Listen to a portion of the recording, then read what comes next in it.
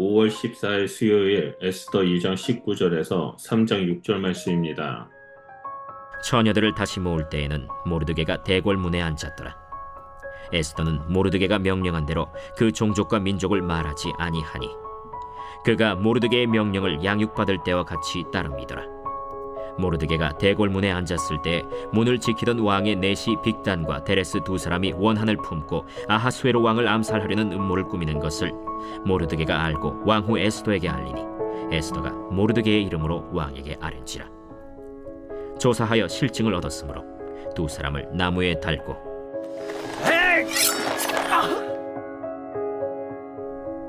그 일을 왕 앞에서 궁중일기에 기록하니라. 그 후에 아하수에로 왕이 아각 사람 함무다다의 아들 하만의 지위를 높이 올려 함께 있는 모든 대신 위에 두니 대궐문에 있는 왕의 모든 신하들이 다 왕의 명령대로 하만에게 꿇어 절하되 모르드게는 꿇지도 아니하고 절하지도 아니하니 대궐문에 있는 왕의 신하들이 모르드게에게 이르되 너는 어찌하여 왕의 명령을 거역하느냐? 하고 날마다 권하되 모르드게가 듣지 아니하고 자기는 유다인임을 알렸더니 그들이 모르드게의 일이 어찌되나 보고자 하여 하만에게 전하였더라. 하만이 모르드게가 무릎을 꿇지도 아니하고 절하지도 아니함을 보고 매우 노하더니 그들이 모르드게의 민족을 하만에게 알림으로 하만이 모르드게만 죽이는 것이 부족하다고 생각하고 아하수에로의 온 나라에 있는 유다인 곧 모르드게의 민족을 다 멸하고자 하더라. 우리는 종종 세상이 너무 불공평하다라고 느낍니다. 정의로운 자는 고난을 당하고 오히려 악한 자들이 높아지는 세상. 그럴 때마다 우리는 하나님은 어디 계십니까? 라고 묻게 됩니다. 하지만 성경은 그런 질문에 조용히 그러나 확실하게 대답해 줍니다. 에스더서는 하나님의 이름이 한 번도 등장하지 않지만 전체 이야기를 통들어 하나님의 손길이 가장 분명하게 나타나는 책입니다. 하나님의 섭리는 드러나지 않아도 결코 멈추지 않고 일하십니다. 오늘 우리가 살펴볼 본문은 모르드게의 충성과 하만의 등장 그리고 점점 고조되어가는 갈등의 서막을 담고 있습니다. 이 본문은 마치 무대 뒤에서 연출자가 움직이듯 하나님께서 역사를 어떻게 이끌어 가시는지를 조명해 줍니다. 우리는 이 본문을 통해 하나님의 섭리 안에서 어떻게 살아야 하는지를 함께 깊이 묵상하고자 합니다. 먼저 첫 번째로 2장 19절에서 23절에 우연처럼 보이는 충성입니다. 본문은 자녀들이 다시 모일 때라는 구절로 시작되며 에스더가 왕후가 된 이후의 시점을 배경으로 합니다. 모르드게는 여전히 왕궁 문 앞에 앉아 에스더의 안부를 살피고 있습니다. 바로 그 자리에서 그는 우연히 내시 두 사람이 왕을 암살하려는 음모를 듣게 됩니다. 그는 이 사실을 에스더에게 알리고 에스더는 왕에게 전달함으로써 그들의 악한 계획은 막히게 됩니다. 놀라운 점은 그 사건이 즉시 궁중 일기에 기록되었지만 모르드게는 아무런 보상을 받지 못합니다. 오히려 잊혀진 채 시간은 흘러갑니다. 그러나 이것은 하나님의 침묵이 아닙니다.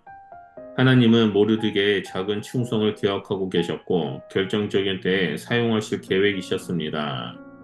인간의 눈에는 아무 의미 없는 선행처럼 보일지라도 하나님의 시간에는 반드시 결실을 맺게 됩니다. 하나님의 섭리는 오늘도 우리의 작은 순종 하나하나를 기억하십니다. 두 번째로 3장 1절에서 2절에 악의 부상과 거짓된 영광입니다. 그런데 다음 장면은 우리에게 당혹감을 줍니다.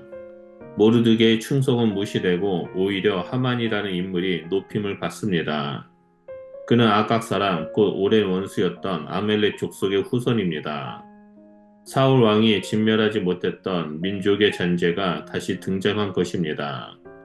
하만은 왕의 명령에 따라 모든 이로부터 경배를 받지만 모르드게는 유대인이라는 이유로 저를 거부합니다. 그의 거부는 단순한 예절의 문제가 아니라 신앙과 정체성의 문제였습니다. 하나님 외에는 누구에게도 무릎을 꿇을 수 없다라는 고백이었고 민족적 역사 속에서 아말렉과의 대립을 기억하는 신앙인의 저항이었습니다. 모르드게의 결단은 그를 곤란하게 만들었지만 하나님께서 기뻐하시는 믿음의 표현이었습니다. 그에 대한 하만의 반응은 과도하고 폭력적입니다. 그는 모르드게 하나만을 벌 주기보다 그의 민족 전체를 말살하고자 마음 먹습니다. 악은 때때로 비논리적이고 집요하며 탐욕스럽게 확장됩니다. 하지만 성경은 바로 그런 순간에 하나님의 반전이 시작된다고 말씀하십니다. 마지막 세 번째로 3장 3절에서 6절을 보면 민족의 위기, 그 속에서 하나님의 보이지 않는 계획이 나타납니다. 하만은 모르드게의 배경을 탐문하다가 그가 유대인임을 알게 되자 유대 민족 전체를 제거하려는 음모를 꾸밉니다. 이는 단순한 정치적 행동이 아니라 신앙을 향한 도전이며 하나님의 백성을 향한 전면적인 공격입니다. 바로 이 지점에서 에스더서의 긴박한 줄거리가 시작됩니다. 그러나 하만의 계획보다 앞서 움직이고 계신 분이 계십니다. 바로 하나님이십니다. 왕의 생명을 구한 모르드게의 선행이 궁중 일기에 기록된 것, 하만의 교만한 성격과 복수심, 왕의 즉흥적 판단, 하나님은 지금 무대 앞이 아닌 무대 뒤에서 정교하게 장면을 준비하고 계십니다. 우리가 볼 수 없고 느낄 수 없어도 하나님의 손은 우리의 삶의 뒤편에서 결코 멈추지 않고 움직이고 있습니다. 오늘 본문은 우리에게 너는 하나님의 보이지 않는 손을 믿는가? 라고 묻습니다.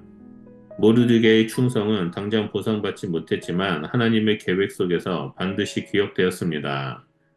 하만의 교만은 당장 높아졌지만 그것은 곧 멸망의 길이 되었습니다. 이것이 성경이 말하는 하나님의 정의이며 섭리입니다.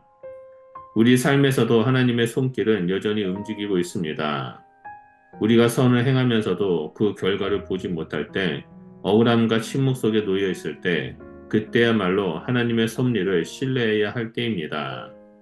우리가 모르드게처럼 묵묵히 자리를 지키며 충성하고 믿음을 지킬 때 하나님은 반드시 하나님의 시간에 당신의 손을 드러내실 것입니다.